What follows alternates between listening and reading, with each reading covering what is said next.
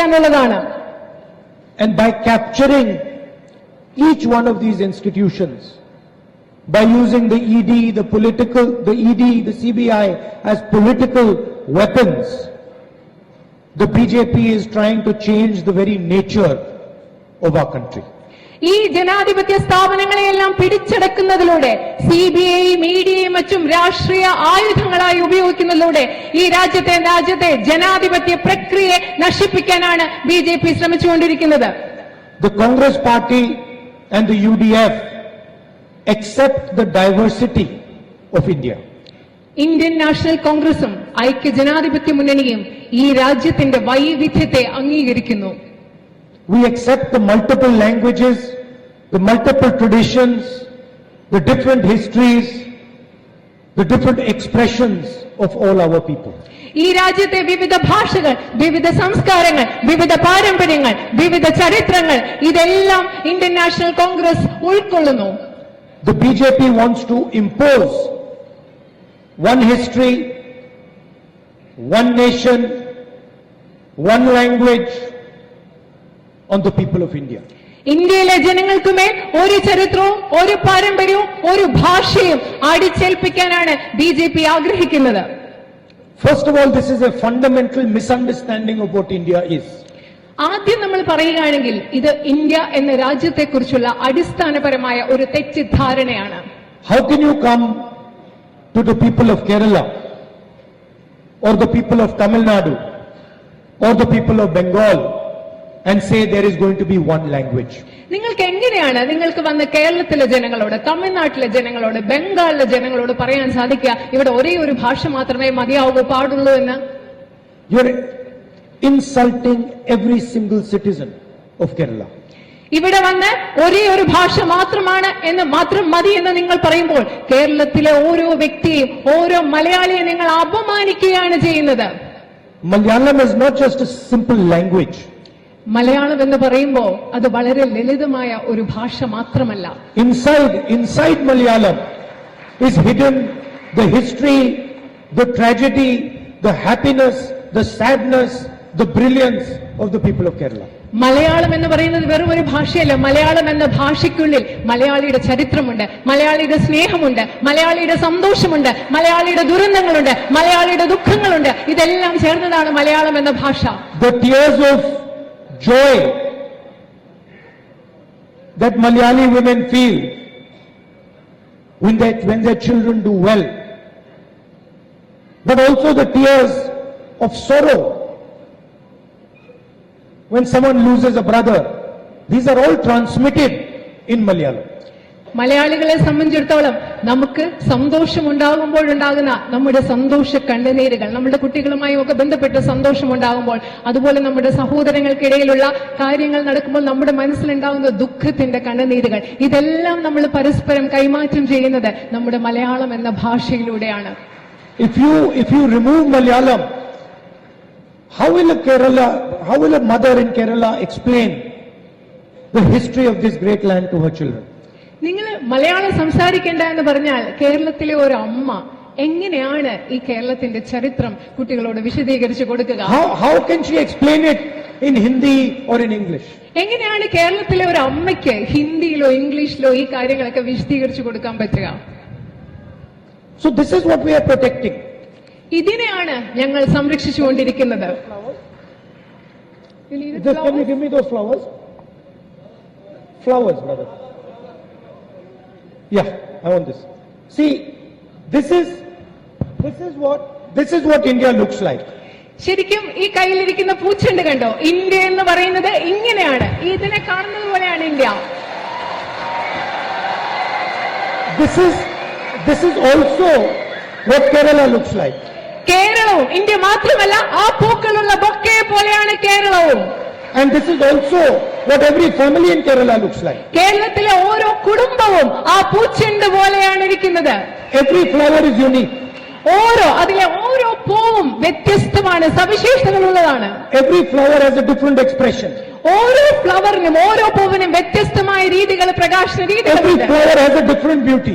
ഓരോ പൂവിനും വ്യത്യസ്തമായ സൗന്ദര്യമാണുള്ളത്. And when you add all the flowers together, they become much more beautiful than the individual flowers. ഈ പൂക്കളെല്ലാം കൂടെ ഒരുമിച്ച് നിൽക്കുമ്പോൾ ഇത് ഒറ്റയ്ക്ക് നിൽക്കുന്നതിനേക്കാളും 10 മടങ്ങ് മനോഹരമായി മാറുകയാണ് ചെയ്യുന്നത്. Now imagine if I came to Kerala and I said, look, only white flowers can be in this bouquet. നിങ്ങളൊന്ന് സങ്കല്പിച്ചു നോക്കുക, ഞാൻ കേരളത്തിൽ വന്നിട്ട് നിങ്ങളോട് പറയുകയാണ് ഈ ബൊക്കയിൽ വെള്ള കളറിലുള്ള പൂക്കൾ മാത്രമേ പാടുള്ളൂ എന്ന് ഞാൻ നിങ്ങളോട് പറഞ്ഞാൽ എങ്ങനെയിരിക്കും? We will only have white flowers and the stems have to be 6 inches long. ഞാൻ നിങ്ങളോട് പറയുകയാണ് 6 ഇഞ്ച് നീളത്തിലെ ആ പൂവിന്റെ ചെണ്ട് ഉണ്ടാവാൻ പാടുള്ളൂ. അതുപോലെ ഇതിൽ വെള്ള നിറത്തിലുള്ള പൂവുകൾ മാത്രമേ ഉണ്ടാവാൻ പാടുള്ളൂ. No leaves will be there, no thorns will be there. അവിടെ മുള്ളുണ്ടാവാൻ പാടില്ല, ഇല ഉണ്ടാവാൻ പാടില്ല എന്ന് ഞാൻ പറഞ്ഞാൽ എങ്ങനെയിരിക്കും? That is what the BJP and RSS are trying to do. അതാണ് ഈ രാജ്യത്ത് BJP RSS ചെയ്യാൻ ശ്രമിച്ചുകൊണ്ടിരിക്കുന്നത്. ഇത് തന്നെയാണ്. To Kerala, to Tamil Nadu, to Uttar Pradesh, to India. കേരളത്തോട്, തമിഴ്നാടിനോട്, ഉത്തർപ്രദേശിനോട്, ഈ രാജ്യത്തോട് മുഴുവൻ BJP RSS ചെയ്തുകൊണ്ടിരിക്കുന്നത് ഇത് തന്നെയാണ്. Now, first of all, this is completely ignorant. First of all, this is completely ignorant. I'm not able to hear you. First of all, Yeah. this is a completely ignorant action.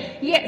ഇതെന്ന് പറയുന്നത് ഈ രാജ്യത്തെ പറ്റി കൃത്യമായ ധാരണയില്ലാത്ത, അറിവില്ലാത്ത ഒരു ചിന്തയും പ്രവൃത്തിയുമാണ്.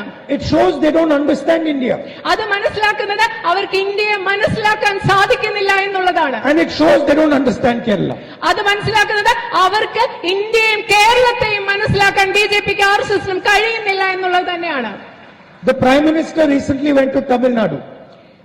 Prime minister, പ്രധാനമന്ത്രി അടുത്തിടെ തമിഴ്നാട്ടിലേക്ക് പോയി. Tamil Nadu has the most brilliant poets like Kerala does. തമിഴ്നാട്ടിൽ അതിമിടുക്കരായ പ്രഗത്ഭരായ കവികളുണ്ട് കേരളത്തിലുള്ളതുപോലെ. Huge history, വലിയൊരു പാരമ്പര്യം, ചരിത്രം, huge tradition. വലിയൊരു മഹത്തായ പാരമ്പര്യം. Wars fought over there, people sacrificing their lives, all this stuff is going അവിടെ on. യുദ്ധങ്ങൾ നടന്നു, അനേകം പേർ അവരുടെ ജീവിതം ത്യാഗം ചെയ്തു. Prime Minister says, I like dosas. ഇതെല്ലാമുള്ള തമിഴ്നാട്ടിൽ പോയി പ്രധാനമന്ത്രി പറയുകയാണ്, എനിക്ക് ഇവിടുത്തെ ദോശ ഇഷ്ടമാണ്. Brother, I also like dosas. സഹോദര, എനിക്കും ദോശ ഇഷ്ടമാണ്. But please try and understand the history, the tradition, the language of the state also. പക്ഷേ ദോശ ഇഷ്ടപ്പെടുന്നതോടൊപ്പം തന്നെ പ്രിയപ്പെട്ട സഹോദര, താങ്കൾ ആ രാജ്യത്തിന്റെ ചരിത്രവും സംസ്കാരവും പാരമ്പര്യവും കൂടി മനസ്സിലാക്കാൻ ശ്രമിക്കൂ, ദയവ് ചെയ്ത്. And also realize that the dosa in Tamil Nadu is completely different than the dosa in Kerala.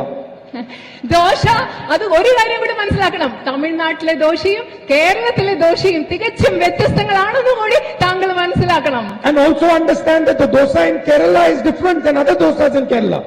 ഒരു കാര്യം കൂടി മനസ്സിലാക്കണം, കേരളത്തിലെ ദോശ തമിഴ്നാട്ടിലെ ദോശയിൽ നിന്ന് വ്യത്യസ്തമാണെന്ന് മാത്രമല്ല, കേരളത്തിൽ ഒരു സ്ഥലത്തെ ദോശ മറ്റു സ്ഥലങ്ങളിലെ ദോശകളിൽ നിന്ന് വ്യത്യസ്തമാണെന്ന് കൂടി താങ്കൾ മനസ്സിലാക്കണം. And that is the genius of our country. ഈ പറയുന്നതാണ് നമ്മുടെ രാജ്യത്തിന്റെ പ്രതിഭ, പ്രാഗൽഭ്യം. പ്രതിഭ എന്ന് പറയുന്നത് ഈ വ്യത്യസ്തതയാണ്. It is why our country is so great. അതുകൊണ്ടാണ് നമ്മുടെ ഇന്ത്യ എന്ന രാജ്യം ഇത്രയും മഹത്തരമായത്. And you are trying to change this. ഈ വൈവിധ്യത്തെ, ഈ മഹത്വത്തെയാണ് നിങ്ങൾ മാറ്റാൻ ശ്രമിച്ചുകൊണ്ടിരിക്കുന്നത്. First of all, it can never be changed. പക്ഷേ ഇത് ഒരിക്കലും നിങ്ങൾക്ക് മാറ്റാൻ സാധിക്കുകയില്ല. So you are wasting your time. നിങ്ങൾ വെറുതെ സമയം കളയുകയാണ്. But most important, you are also wasting the energy of the Indian people.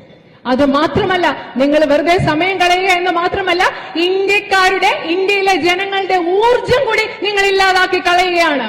You are creating disharmony. ഈ രാജ്യത്ത് സ്വരച്ചേർച്ചയില്ലായ്മ, അപസ്വരം, പൊരുത്തക്കേട് നിങ്ങൾ ഉണ്ടാക്കിക്കൊണ്ടിരിക്കുകയാണ്. And this disharmony is harming millions and millions of people. ഈ രാജ്യത്തെ ലക്ഷക്കണക്കിന് മനുഷ്യരെ ഈ രാജ്യത്ത് നിങ്ങൾ ഉണ്ടാക്കിക്കൊണ്ടിരിക്കുന്ന പൊരുത്തക്കേട് ഉപദ്രവിച്ചുകൊണ്ടിരിക്കുകയാണ്. The Prime Minister demonetized the Indian currency.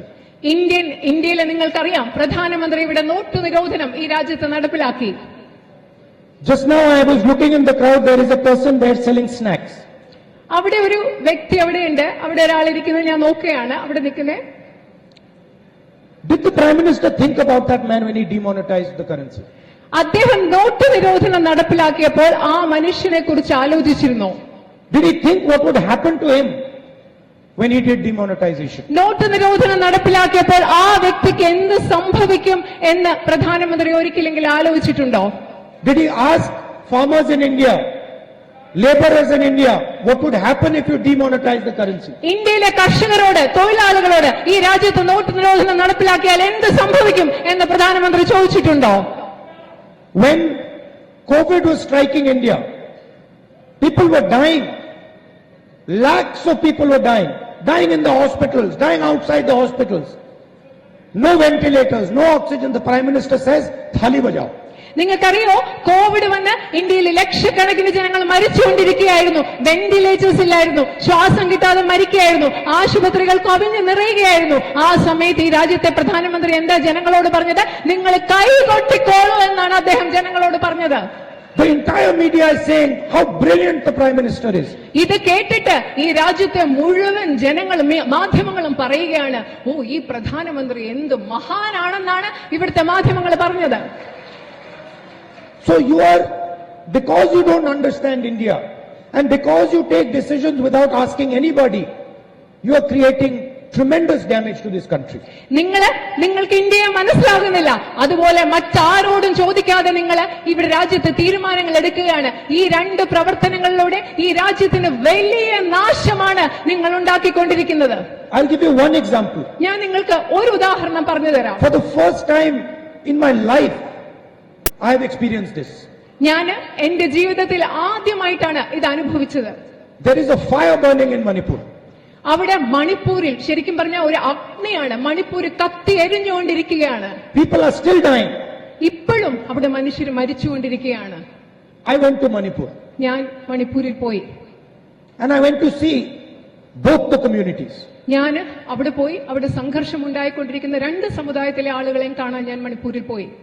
Meitei community, Kuki community. Meitei സമുദായവും Kuki സമുദായവും. They are not talking to each other at all. നിങ്ങൾക്കറിയോ, അവർ രണ്ടുപേരും, ഈ സമുദായത്തിൽപ്പെട്ട രണ്ട് മനുഷ്യരും ഇപ്പോൾ പരസ്പരം സംസാരിക്കുന്ന കൂടിയില്ല. No conversation between them. ഇവര് തമ്മിൽ യാതൊരു വിധത്തിലുള്ള സംഭാഷണങ്ങളുമില്ല.